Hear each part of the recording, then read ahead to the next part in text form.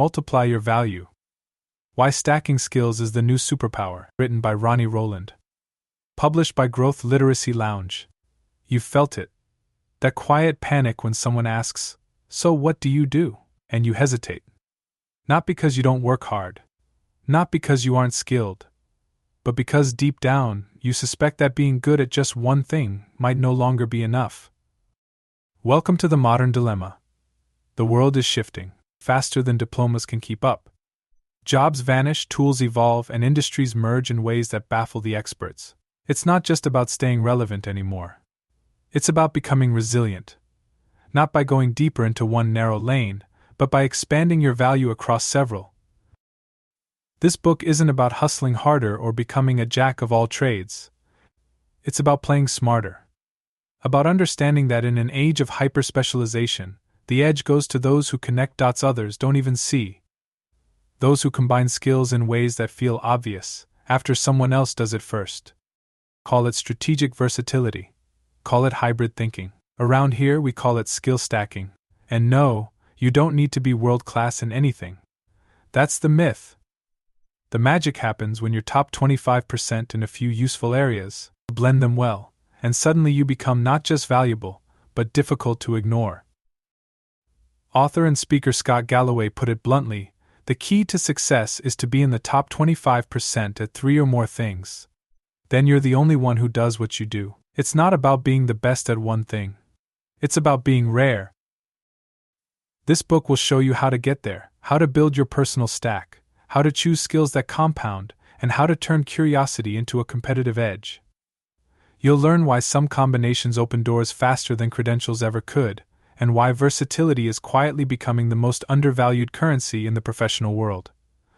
So, if you've ever wondered how to stand out without burning out, or how to future-proof your career without chasing trends, you're in the right place. It's time to multiply your value. Chapter 1. The Swiss Army Advantage. In the late 1990s, 2 job candidates applied for a marketing role at a mid-size firm. One had a pristine resume, Harvard MBA, 5 years at a top agency, expert in strategy. The other? A liberal arts major who had run a small t-shirt business, knew Photoshop, dabbled in writing ad copy, and taught himself basic web design. Guess who got the job? It wasn't the Ivy League grad. The hiring manager explained later, one of them knew how to design a campaign. The other knew how to design it, write it, code it, and sell it. That candidate wasn't deeper, he was broader. And that breadth? It was his superpower. The world idolizes specialists. We're taught to pick one thing, become the best, and stay in that lane. But here's a truth no one tells you, the specialist's path is a narrow alley. If your single skill becomes outdated or oversupplied, you're boxed in. Worse, you're replaceable. Enter the Swiss Army knife. Not the sharpest blade in the drawer, but try building a fire, opening a can, or fixing a tent pole without one in the woods. When the environment is uncertain, flexibility beats precision. That's what stacking skills does. It gives you layers of value that compound. It makes you a Swiss Army professional. Think about a copywriter who also understands SEO and can do basic design. Or a data analyst who knows how to tell a compelling story with her findings. These aren't unicorns, they're hybrids. And in the real world, hybrids win. Why? Because stacked skills unlock a broader lens. They let you see more of the board. You're no longer waiting for someone to hand you the next move. You're seeing 5 options and choosing the best one. You become the go-to, the fixer, the person who just figures it out. And let's be clear, stacking doesn't mean mediocrity. It means strategic versatility. You're not being scattered. You're becoming synergistic. A marketing manager who can write, analyze data, and speak confidently is not diluted, she's dangerous. Her skill set makes her harder to automate, more valuable in meetings, and able to connect dots others don't even see. There's real math behind this. Scott Adams, creator of Dilbert, famously said that instead of being world-class in one thing, he became good just top 25% in drawing, humor, and business. That mix? Uncommon. That mix? Valuable. In fast-changing industries, adaptability is the currency. The average worker switches jobs every 4 years, new tools emerge monthly, entire roles disappear overnight. In this chaos, it's the professionals with multiple competencies, layered, aligned, flexible, who not only survive but thrive. So ask yourself, are you a scalpel or a Swiss Army knife? The scalpel is brilliant in a narrow context. The knife? It's useful in more situations than you can count. In a world that demands more with less, versatility is no longer optional. It's expected. Start by identifying your base skill, the one you already use and are paid for. Then ask, what's the nearest useful skill that complements it? If you're a designer, is it writing? If you're in finance, is it storytelling? If you're in tech, is it communication? Stack one. Then another. Don't wait to master each. Just get competent enough to connect the dots. That's where the value multiplies. One day you'll look back and realize you weren't building a resume. You were building a rare combination, a human API. A Swiss Army knife in a world full of single blades. Next, let's challenge the myth of the one-trick genius, and why it's holding so many people back. Stacked skills offer leverage, not dilution. In dynamic environments, versatility beats specialization. Rare combinations trump isolated excellence. Where in your life are you relying on just one blade, and what's the next tool you could add? List your current skill and identify one adjacent skill to start learning this month. Just one. Chapter 2. The Myth of the One-Trick Genius. There's a romantic myth that haunts our collective imagination. It whispers that greatness belongs to the lone genius, the violin prodigy, the chess master, the coder who built a billion-dollar app in his dorm room. We're told that to succeed, we must find our one thing, master it, and devote every waking hour to it. The result? A generation terrified of being average at anything, and paralyzed by the fear of being decent at many. The myth has deep roots. We admire Mozart's compositions at age 5. We idolize Serena Williams' lifelong tennis grind. And yes, specialization creates Olympic champions and Nobel laureates. But here's what gets overlooked: those examples are outliers. For most people, becoming the absolute best at one thing isn't just unlikely, it's unnecessary. Let's debunk the fantasy. Success today rarely hinges on being the number one expert in a single domain. Instead, it comes from being in the top quartile in several. It's not about being the best, it's about being one of the only.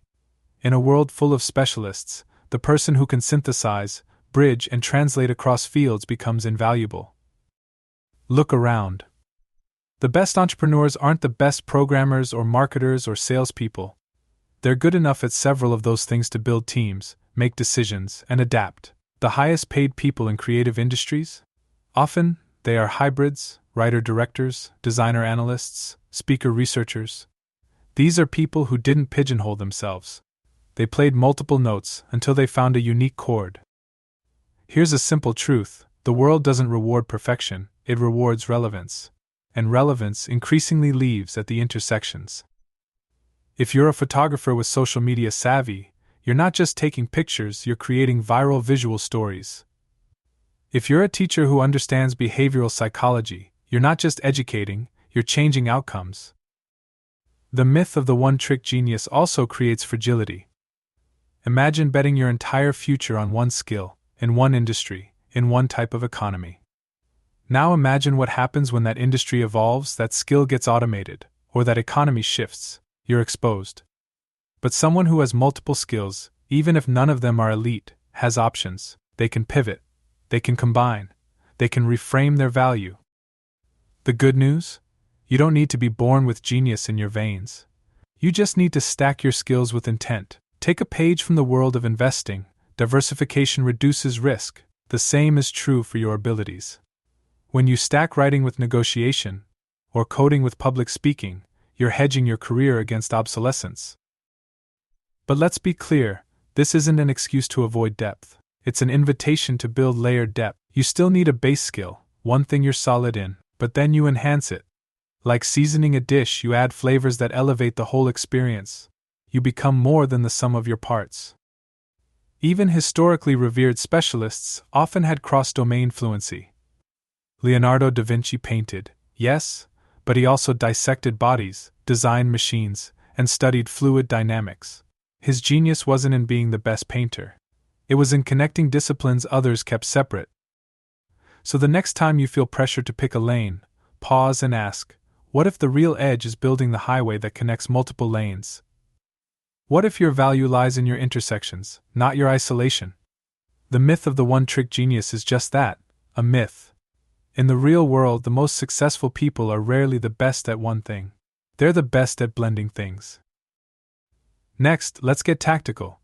What exactly is skill stacking, and how does it change the game? Success doesn't require elite mastery. It requires rare combinations. Specialists are fragile in fast-changing environments. Intersections of skill create relevance, adaptability, and opportunity. Have you been chasing mastery in isolation, or building a stack that multiplies your value? List 2 areas you're above average in. Now brainstorm how they might intersect in a way others overlook. Chapter 3. Skill Stacking 101. Imagine 2 resumes land on a recruiter's desk. One shows a traditional progression, accounting degree, CPA license, 5 years at a tax firm. The other looks a little weirder, finance degree, freelance Excel modeling, podcast host on business topics, moderate graphic design experience, and speaks Spanish. Who do you think gets the callback? The second candidate, more often than not. Why? Because their skill set isn't just strong, it's flexible. It tells a story of adaptability. It promises potential value in unexpected ways. And it represents something many employers crave, a stack. Skill stacking isn't about doing 100 things poorly. It's about combining a few skills that enhance each other. Like ingredients in a recipe. Their synergy matters more than their individual strength. Salt alone isn't a meal. But salt on a caramel cookie? Magic. Magic. At its core, skill stacking is the intentional layering of complementary skills to create unique value. Not just adding skills randomly like throwing books on a shelf, but aligning them like gears in a machine. Done well, each one amplifies the others. Let's clarify what stacking is not. It's not the hobbyist path of trying everything once, and it's not being a generalist who knows a little about everything but can't deliver on anything. True skill stacking means identifying valuable intersections, where even modest competence in 2 or 3 areas gives you an edge. Take the example of a personal trainer. If they're great with fitness routines, that's a start. But what if they also understand nutrition planning, habit psychology, and can shoot decent videos for Instagram? Suddenly they're not just helping clients in the gym, they're building a brand, guiding holistic health, and attracting clients online. That's a stacked trainer, not just a strong one. Another example, a software developer who's decent at copywriting. That might seem like an odd pair. But in reality, it's powerful. When that developer writes product documentation, landing pages, or internal updates, their clarity becomes an asset. They don't just code, they communicate, and in tech, that's rare. The magic of stacking is that you don't have to be world-class in any one part. You just need to reach the zone of good enough to be useful in each. Think of it like this: if you're an 8-10 in public speaking and a 6-10 in data analysis, you may be more valuable in leadership roles than someone who's a pure data scientist but dreads the microphone. So how do you begin building your stack? Start with your core skill, the one that currently earns you money or defines your role. Then ask yourself, what adjacent skill could dramatically increase its utility? If you're a project manager, is it learning agile frameworks? If you're in customer service, is it storytelling? Don't just add for the sake of novelty, add for impact. Next, think about leverage. Some skills like writing, persuasion, digital literacy, or negotiation tend to enhance almost every other. These are stack multipliers. They don't just sit quietly, they turbocharge the stack. And remember, the goal isn't to chase a trend. It's to build a unique blend that solves real problems. Random combinations don't lead to career power, thoughtful ones do. You're not crafting a collection, you're forging a fusion. The future belongs to those who stack with strategy. And the best time to start? When you realize you already have more layers than you think. Next, we'll look at how the 25% rule changes everything. Why you don't need to master anything, just outpace the average in the right places. Skill stacking is about strategic synergy, not scattered effort. Even modest competence in the right mix creates disproportionate value. Begin with your core skill and stack what makes it more useful or rare. Which two of your current skills, when combined, create more value than either alone? Map your top skill and list 3 adjacent skills that could multiply its power.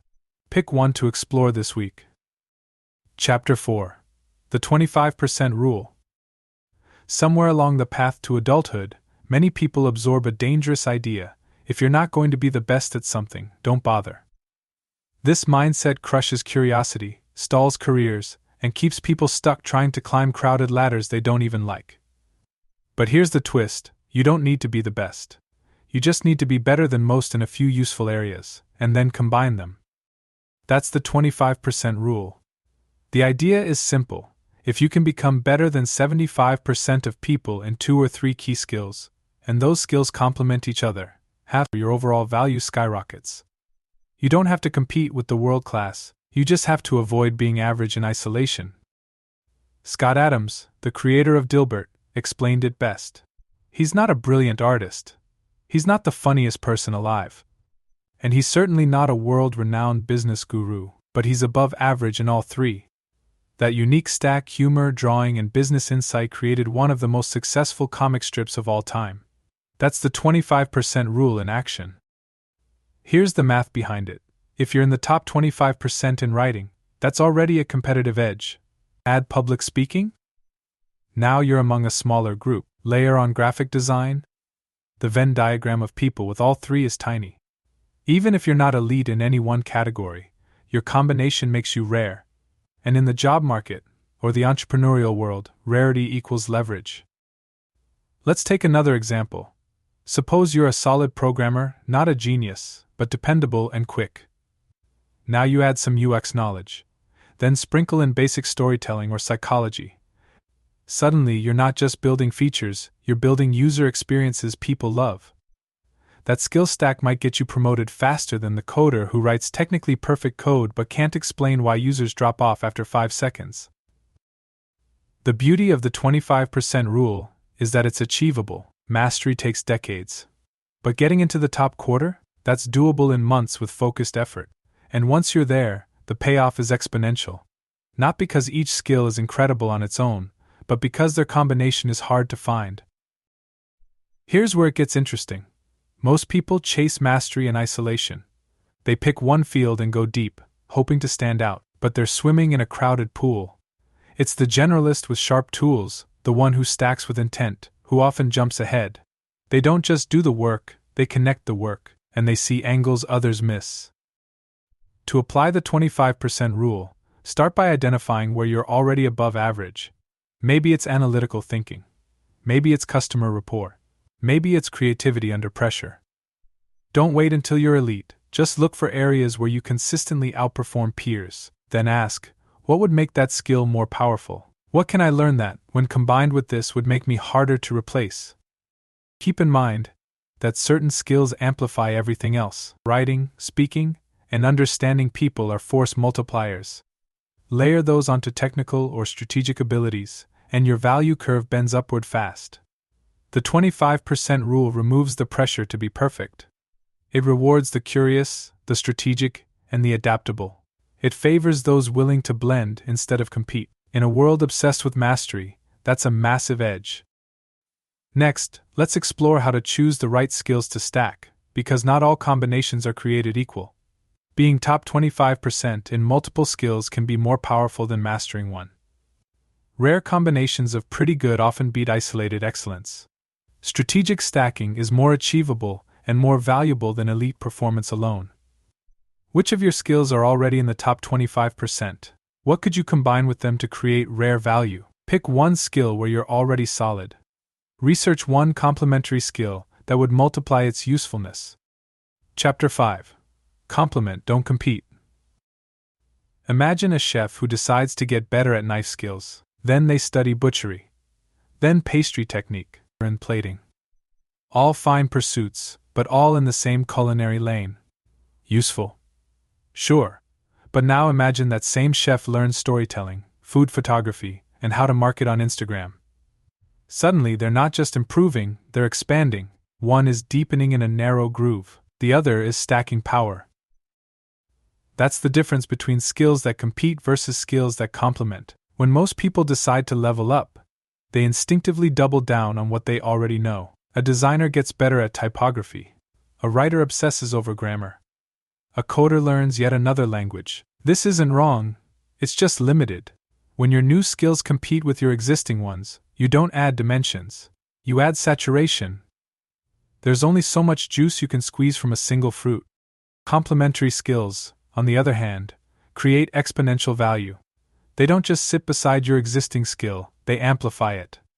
They make the whole stack more effective, more unique, and more valuable.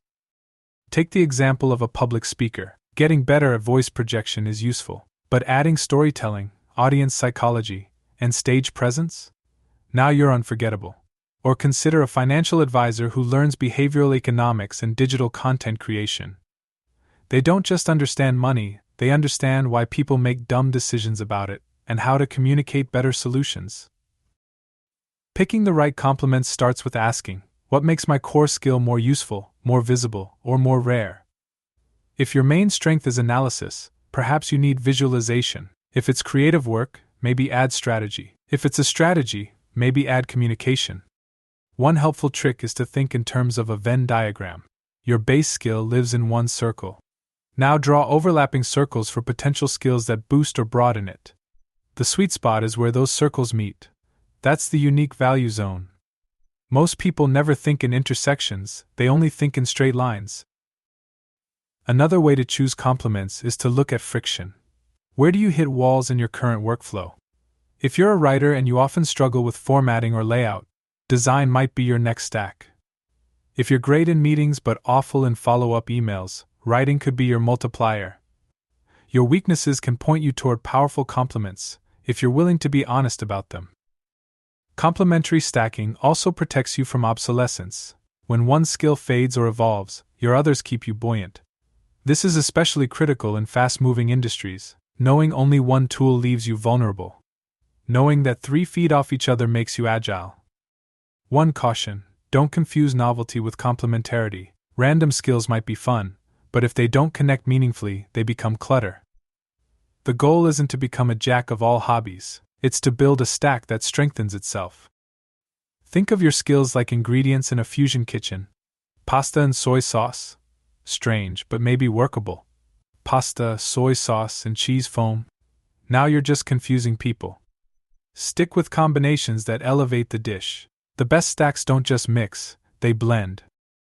The most valuable professionals aren't the ones who go deepest in one tunnel. They're the ones who dig in several directions and build a chamber in the center, a space where their skills echo off each other and create something new. Next, we'll explore how combining different disciplines can spark innovation, and why stepping outside your silo might be the smartest move you make.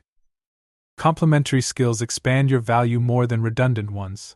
The best stacks elevate your core skill by increasing its utility, visibility, or uniqueness. Random stacking dilutes value, strategic blending multiplies it.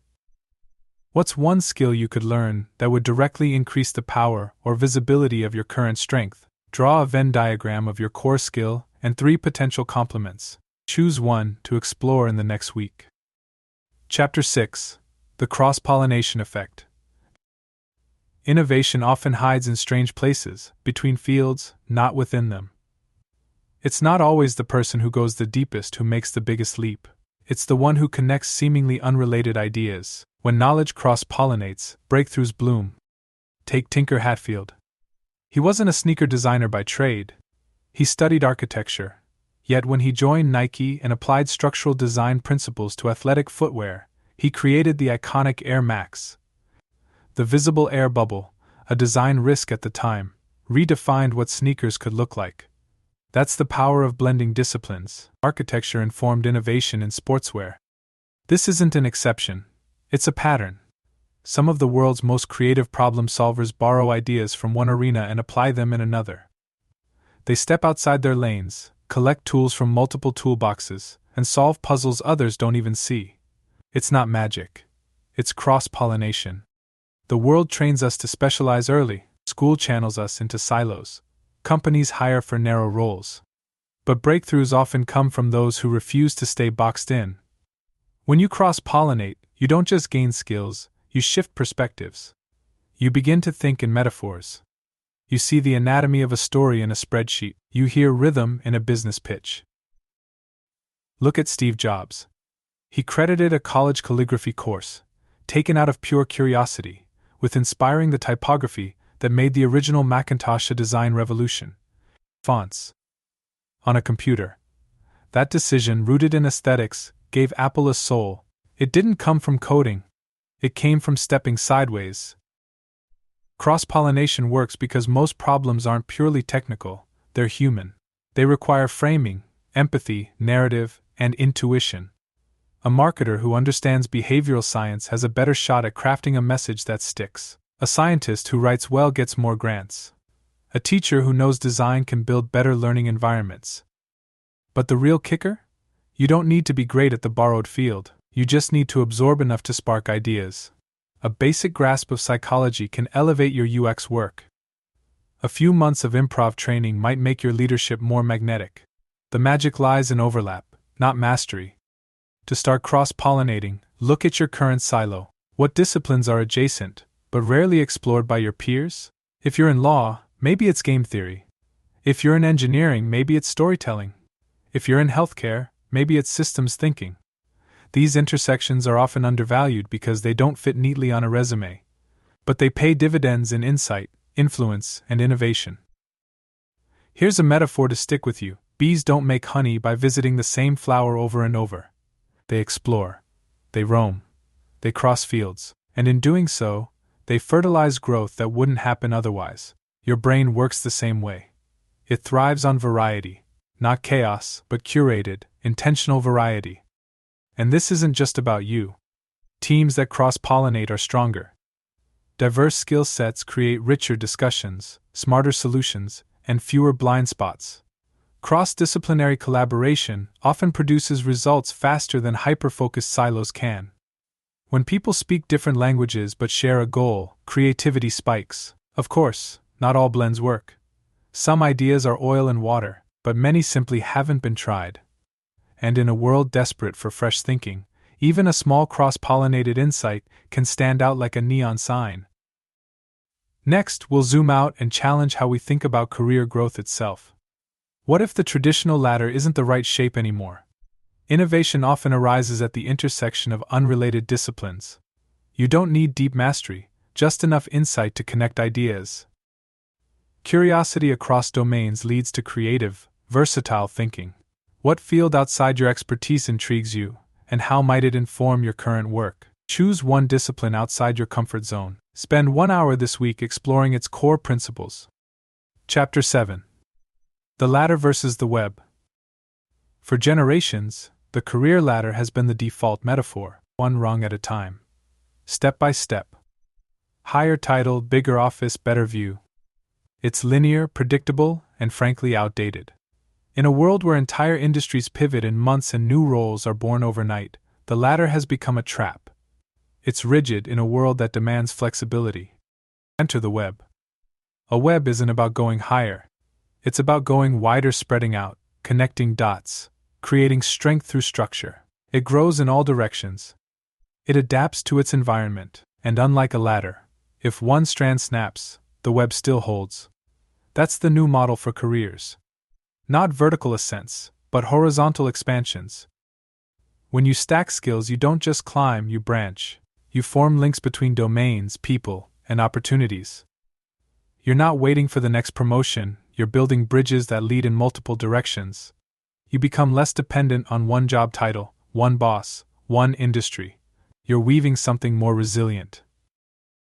This shift in mindset is powerful. The ladder says, what's the next job up? The web asks, what's the next value I can create? That question leads to better answers. Instead of grinding for years to earn a title, you might step sideways into a project that opens 3 new doors. Instead of chasing a raise, you might learn a skill that opens freelance opportunities or side income. Here's an example. Imagine someone starts in customer service. Traditionally, the latter path would mean becoming a team lead, then a manager, then maybe a director of support. But what if, along the way, they learn data analytics? Now they're identifying trends in customer behavior. Add some writing skills, they're producing knowledge base articles or internal reports. Learn UX principles? They're advising on product design. That's not a ladder. That's a web. Each new skill connects to others, and each connection increases optionality. Optionality is career oxygen. It gives you breathing room. When layoffs hit, when industries change, when you want to pivot, you have places to go. You're not just a role, you're a stack, and stacks are mobile. The ladder also creates competition. One spot, one title, one path.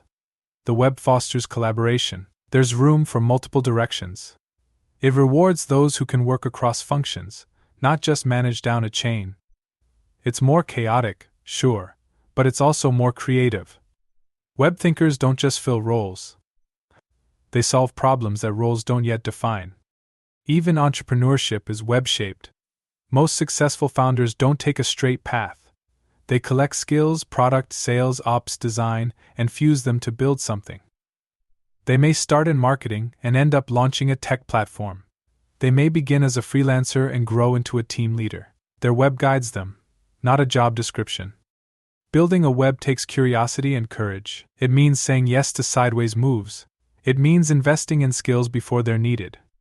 It means seeing yourself as a system, not a single function. But once you do, your career becomes less about climbing and more about connecting. You stop asking what's my next title, and start asking what can I create next. You become not just promotable, you become portable. Valuable in multiple settings. Hard to box in, harder to ignore.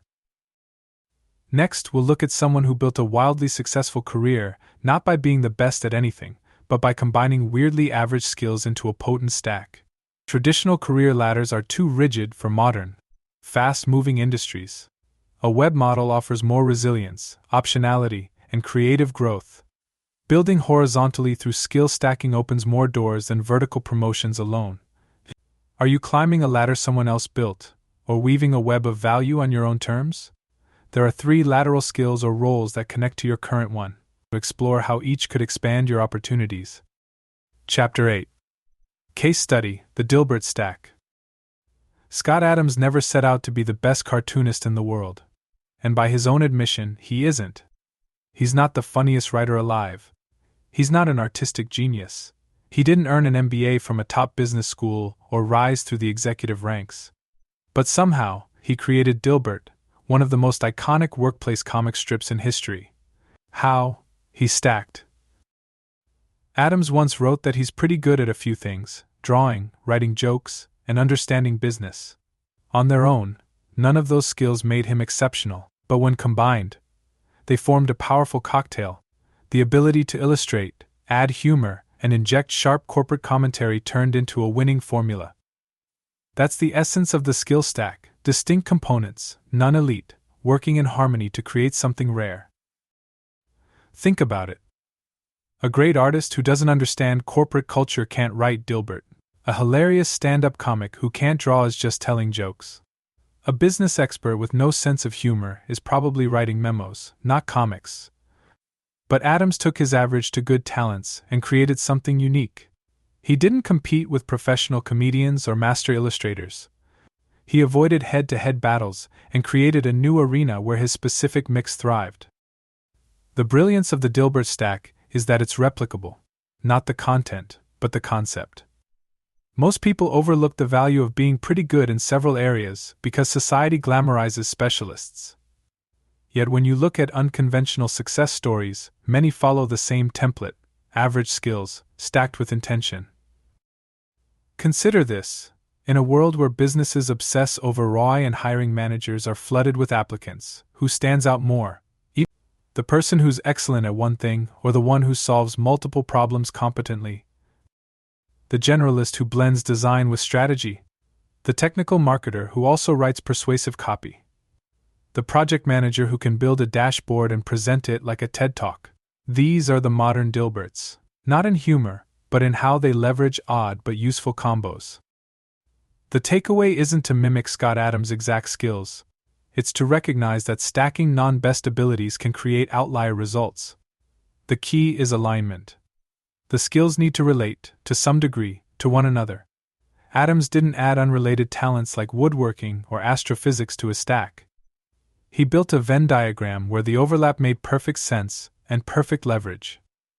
Now apply this lens to your own life. What are you decent at? What do people casually praise you for, even if it's not your job title? Maybe you're a numbers person with decent design taste. Maybe you've got people skills and a knack for organization. The point isn't to polish one of them endlessly. The point is to find the thread that ties them together and build from there. Another lesson from the Dilbert stack is that uniqueness often trumps mastery. People remember different, they hire for rare. In an oversaturated talent pool, being world-class may not be enough to stand out. Being oddly useful? Much harder to ignore. So the next time you catch yourself dismissing a skill because you're not the best, remember, you're not trying to win a gold medal in isolation.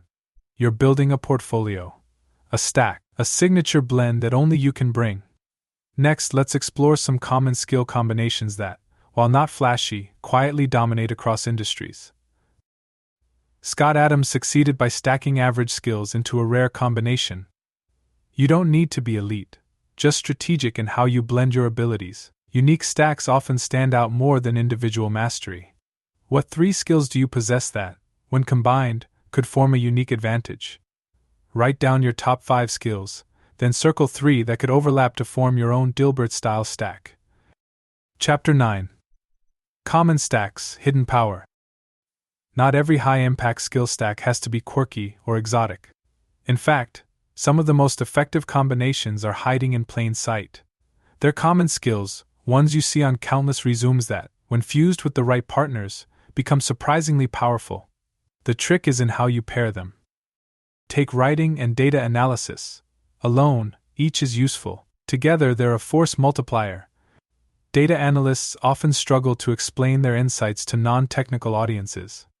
But pair that same analyst with strong writing skills, and suddenly they're telling clear, compelling data stories. They don't just find patterns, they make people care about them. In the business world, that's influence. Now consider public speaking and coding. An uncommon mix, but deadly effective. Most developers dread presentations. They build the thing, then pass it off. But a developer who can also confidently explain their process, pitch ideas to stakeholders, and run demos? That's a unicorn. They don't just ship features, they win buy-in. Marketing and psychology is another classic combo. Marketing isn't just about clever slogans, it's about human behavior. What motivates action? What triggers trust? A marketer who understands cognitive biases and emotional triggers crafts better campaigns. They're not guessing, they're guiding. The same principle applies to UX design and behavioral science. If you understand what makes people click, pause, or bounce, you're not designing screens, you're designing experiences. Then there's sales and product knowledge. A salesperson who deeply understands the product doesn't just recite features, they translate value. They anticipate objections, answer technical questions, and align solutions with customer pain points. It sounds simple, but this combo often sets apart top performers from average closers. Even softer stacks can pack a punch. Consider empathy and negotiation. At first glance, they might seem at odds. But empathy allows you to understand the other party's fears, pressures, and needs, turning negotiation from a battle into a bridge. That's a subtle but powerful stack. The truth is, there's no magic list of perfect stacks, but there are patterns. Stacks that work often bridge logic and emotion, or strategy and execution, or technical and human.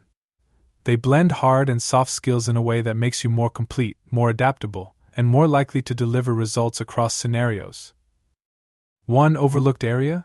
Combining creative and operational skills. A content creator who understands scheduling, analytics, and budgeting isn't just an artist, they're a content machine. Or a strategist who can use Excel fluently isn't just an idea person, they're execution ready. These blends are often undervalued because they don't scream brilliance. But they whisper competence, and competence scales. So how do you find your own high-leverage combo? Look at your current skill. Ask, what skill do my peers or competitors rarely have that would give me an edge? If you're in finance, it might be communication. If you're in design, it might be business acumen. If you're in HR, maybe it's systems thinking. Don't just look up. Look sideways. Also, consider industry trends. What roles are evolving? What cross-functional needs are emerging? Remote work, for example, made async communication a prized skill. Those who could write clearly gained ground. The rise of automation made strategic thinking and creative problem-solving more valuable, because machines handled the repeatable tasks. Your stack doesn't have to be glamorous. It just has to be effective. Often, the most valuable combos are quiet. They don't shout until someone sees the results. But once seen, they're remembered. Next, we'll dive into how momentum builds when you keep stacking, the learning flywheel that makes each new skill easier to add. Common skills, when strategically combined, create uncommon value. Look for complementary blends across emotion, logic, creativity, and execution. Quiet stacks often outperform flashy ones in long-term versatility.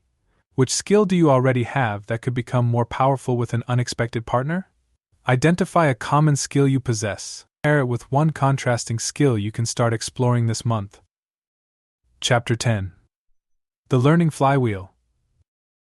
Learning your first new skill as an adult can feel like pushing a car uphill. It's awkward, slow, and filled with self-doubt. Every concept is foreign. Every technique feels clumsy. But something strange happens when you learn your second, third, or fourth skill. It gets easier. Not because the skills are simpler, but because you are different. You've built a flywheel.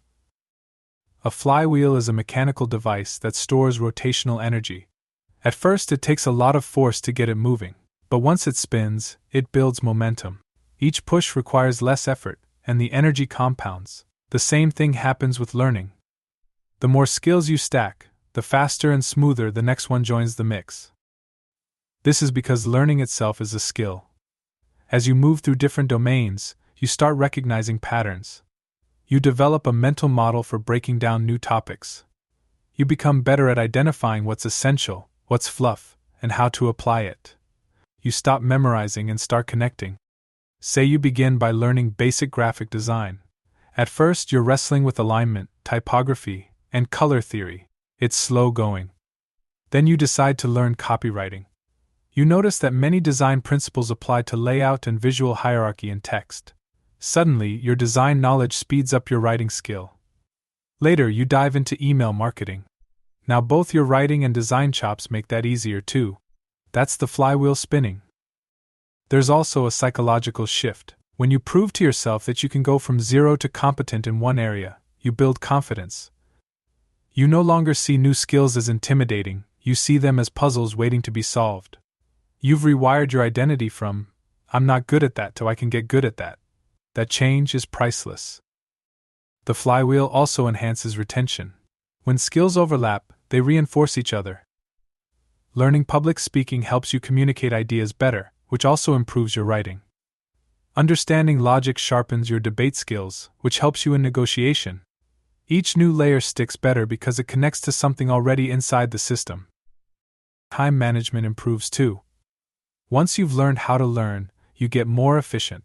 You know when to use courses, when to just dive in, and when to reach out to experts. You're no longer just consuming, you're curating. The flywheel hums. Even failure becomes fuel. Every frustrating tutorial or botched attempt becomes part of the process. You stop expecting mastery on day one. You start trusting the compound effect. 10 minutes a day, consistently applied, becomes a superpower over time. The flywheel doesn't care about perfection, it runs on momentum. Of course, not every skill stacks neatly. Sometimes you'll explore a new area and realize it doesn't fit your stack. That's fine. Even abandoned skills leave behind mental residue, problem-solving frameworks, vocabulary, or perspectives that might come in handy later. Nothing is wasted. So how do you keep your learning flywheel turning? First, stack with intention. Choose skills that align with or accelerate what you already know. Second, stay curious. Follow your interests, but link them to practical use. Third, celebrate small wins. The flywheel feeds on progress, not perfection. Eventually, others will wonder how you became so versatile. They'll assume you were born that way. They won't see the early friction. the awkward first steps, or the quiet hours spent chipping away. But you'll know it was momentum, not magic, that built your edge. Next, we'll channel that momentum into a plan. It's time to build your personal stack strategy, deliberate, flexible, and uniquely yours. Learning skills gets easier the more you do it, the flywheel effect. Skills build on one another, making future learning faster and stickier. Momentum and identity shift are more valuable than raw talent. What was the last skill you learned? How did it make the next thing easier or more accessible? Pick one skill you've already learned. Identify a new one that naturally builds on it, and commit to exploring it this week. Chapter 11. Build your personal stack plan. Up to this point, we've explored why skill stacking works, how it creates rare value, and what kinds of combinations multiply your advantage. Now it's time to make it real. The next move is building your personal stack plan, a living strategy that evolves with you, but starts with deliberate action. Without a plan, even good intentions drift into someday. You watch courses, bookmark articles, maybe take a workshop or two, but nothing sticks. The stack doesn't build, it fragments. A personal stack plan gives structure to your growth. It turns scattered efforts into compounding assets. Start by defining your anchor skill, the one you're already known for, paid to use. This is your home base, your strength. It could be project management, teaching, writing, sales, design, operations, whatever forms the spine of your current identity. This isn't where you stop, it's where you begin. Next, identify complementary skills. These are skills that make your anchor more effective or versatile. A teacher might add storytelling and curriculum design.